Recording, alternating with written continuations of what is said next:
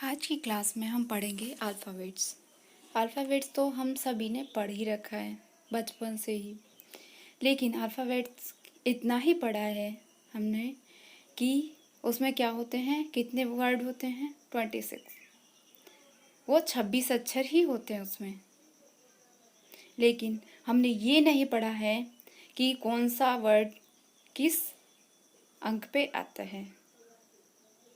तो आज हम इसके बारे में ही रीजनिंग के थ्रू पढ़ेंगे कि कौन सा अक्षर और किस अंक पे आता है। इसकी पूरी डिटेल पढ़ेंगे और इस पे आधारित हम क्वेश्चन को भी करेंगे। तो आइए हम देख लेते हैं वर्णमाला परीक्षण मतलब अल्फ़ाबेट टेस्ट। इसको पढ़ते हैं। अल्फ़ाबेट मतलब 26 अक्षर, जैसे कि ABCD and so and XYZ। ये हमारे 26 अक्षर ही होते हैं। इनका हम क्या करते हैं, क्रम में इन्हें हम लिखना जानते हैं और इन्हें हम पढ़ना सीखते हैं बचपन में। लेकिन आगे हम क्या कर रहे हैं, इसकी प्लेस वैल्यू को सीखेंगे और सबसे पहले कौन सी वैल्यू किस नंबर पे आती है, इस पे आधारित हम क्वेश्चन सीखेंगे।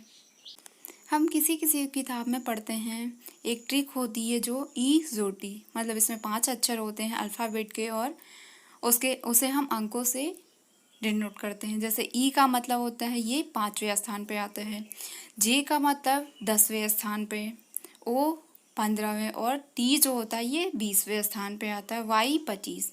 तो हम इसी से आगे पीछे करके हम काउंट करते हैं कि कोशिश करते हैं, ये हमारा ट्रिक होती है। लेकिन आज हम एक नए ट्रिक को पढ़ते हैं। आज की जो हमारी ट्रिक है ये हमारी 8 अक्षरों से मिलके बनी है। सीफिलोरेक्स मतलब CFILORUX। सी हमारे तीसरे स्थान पे आ रहा है, एफ जो है 6 है, आई 9वें स्थान पे, एल है 12वें स्थान पे, ओ है 15वें स्थान पे और आर 18वें स्थान पे, यू है 21वें स्थान पे और एक्स 24वें स्थान पे। इसको याद करना बहुत इजी है और इसमें एक चीज़ खास देखी कि आपने 3-3 का ही गैप दिया गया है, जिससे हमें 3 आगे और 3 पीछे हम जाके अल्फ़ाबेट को इजी तरीके से हम बहुत जल्दी ही सॉल्व कर सकते हैं इसके थ्रू क्वेश्चन को। आइए हम इसमें जान लेते हैं टाइप्स। तो हम पहले टाइप्स को देखें, क्रम पर आधारित प्रश्न। क्रम पर आधारित कैसे कैसे क्वेश्चन आते हैं, जैसे कि ABCD dot dot dot XYZ, हमने इसे लिख लिया है। अब ABCD यानी ये स्टार्ट है तो ये लेफ्ट एंड होगा या बायां छोर होगा, लेकिन जो हमारा पीछे का होगा वो क्या होगा, XYZ, ये हमारी राइट एंड होएगी मतलब दायां छोर। हम क्या करते हैं, हम सड़कों पर हम लेफ़्ट से राइट चलते हैं, लेकिन हम अपने ही सेंस में बोलते हैं। ऐसा नहीं कि सड़कें तो हमें हमेशा, जैसे हम पलट के आते हैं तो हमारा बदल जाता है राइट और लेफ़्ट, हम सीधा जाते हैं तो भी हमारा लेफ़्ट और राइट बदल जाता है।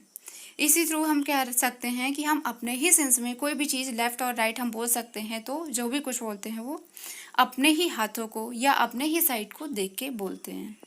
पहला पॉइंट, अगर हम यहाँ से बोलें बाएं से तो क्या होगा, हमारा लेफ़्ट एंड, मतलब ए से जेड की तरफ हम जा रहे हैं, बाएं से दाएं।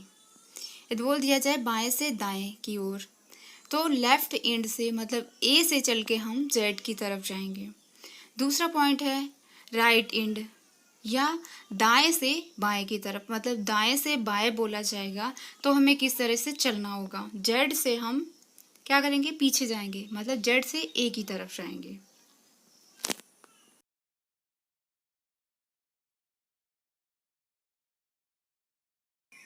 जब हमें बोल दिया जाता है क्वेश्चन में कहीं कहीं क्या करना है, राइट से मतलब बाईं ओर जाना है, तो हम क्या करेंगे, वाई से ए की तरफ जाएंगे, मतलब राइट एंड से लेफ्ट एंड की तरफ हम बढ़ेंगे।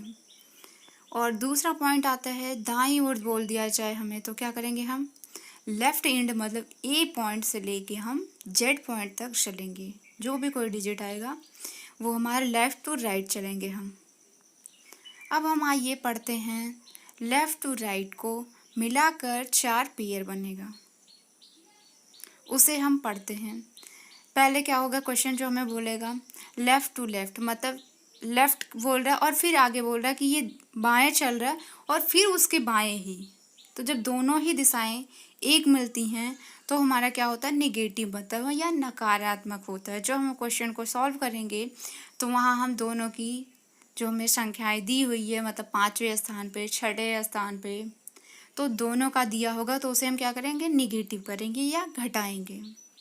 दूसरा पॉइंट है हमारा लेफ़्ट टू राइट, मतलब जैसे बोला कि सोनू अपने से बाएं, और बोलेगा गीता अपने से दाएं, तो हम क्या करेंगे, दोनों को पॉजिटिव करेंगे या हम दोनों को जोड़ देंगे। क्यों? क्योंकि लेफ़्ट और राइट दोनों दिशाएं इसमें आई हुई हैं। अब अगला पॉइंट हमारा है राइट टू लेफ़्ट, इसमें भी हमारा पॉजिटिव ही आएगा। पहले राइट आ गया है, हम क्या करेंगे, फिर अगला पॉइंट है राइट टू राइट, मतलब दाहिने से दाहिने, दाहिने चला और फिर वो अगला पॉइंट जब चलेगा या आगे कदम बढ़ाएगा तो फिर वो दाहिने चलेगा। 5वें से दाहिने, फिर और 6ठे से दाहिने वाला अक्षर जब ऐसा क्वेश्चन में बोल देता तो फिर हम क्या करेंगे, निगेटिव ही करते हैं उसमें।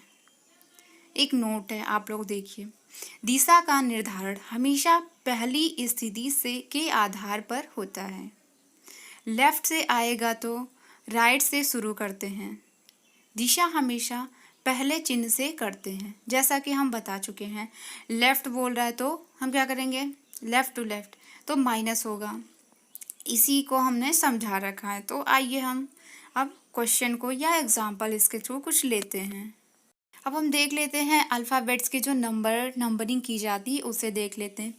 ए जो आता है हमारा वो पहले स्थान पे आता है, बी होता है वो दूसरे पे, सी है तीसरे स्थान पर, डी है चौथे स्थान पे, ई 5वें स्थान पे, एफ जो है 6, जी है 7वें पे, एच है 8वें पे, आई 9वें स्थान पे, जे है 10वें स्थान पे, के है 11वें पे, एल है 12वें पे, एम है 13, N 14, O 15, P 16, Q 17, R 18, S 19, T 20, U 21, V 22, W 23 और एक्स 24, वाई 25 पे आता है और हमारा लास्ट अक्षर जो होगा वो 26 जेड पे होता है।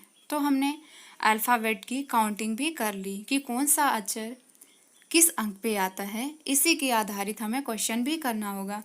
जैसे 18 जब हमें क्वेश्चन में क्या हो जाएगा, सब हम सॉल्यूशन कर लेंगे तो हमें क्या होगा, क्वेश्चन में 18 आ गया तो 18 पे हम कौन सा डिजिट लिखेंगे, कौन सा अल्फ़ाबेट का अक्षर लिखेंगे, उसी की वजह से हमें ये नंबरिंग पढ़नी पड़ती है। जैसा कि हमें क्वेश्चन में दिया हुआ है, अंग्रेजी वर्णमाला में बाएं से 10वें अक्षर के दाईं ओर 11वें अक्षर के बाईं ओर 5वां अक्षर कौन सा होगा। तो हमें सबसे पहले सोचना होगा कि पहले कौन कौन सी दिशाएं दी हुई हैं, हम उसके थ्रू क्वेश्चन को सॉल्व करेंगे। तो हमें बोला है बाएं से 10वें, मतलब लेफ्ट से 10वें, फिर बोला है दाईं से दाईं ओर 11वें, मतलब राइट बोला है तो हमें राइट 11 होगा, 11 चलना होगा। फिर अगली लाइन में क्या है, लेफ्ट मतलब बाएं 5वें पे, तो हमें सॉल्व करने के लिए तीन अंक मिल चुके हैं। तो हम पहले क्या करेंगे, 2 को लेंगे, फिर 2 को जब जोड़ लेंगे या हम घटा लेते हैं उसके बाद हम तीसरा जो बचता है फिर उसको हम उसके थ्रू सॉल्व करते हैं। जो लेफ़्ट होगा तो हम माइनस माइनस करेंगे और जो हमारा लेफ़्ट और राइट दोनों मिलेंगे तो हम पॉजिटिव कर देंगे। तो हम इसको सॉल्व करते हैं। 10 और 11 ये क्या है, राइट और लेफ़्ट और राइट है तो हम प्लस करेंगे।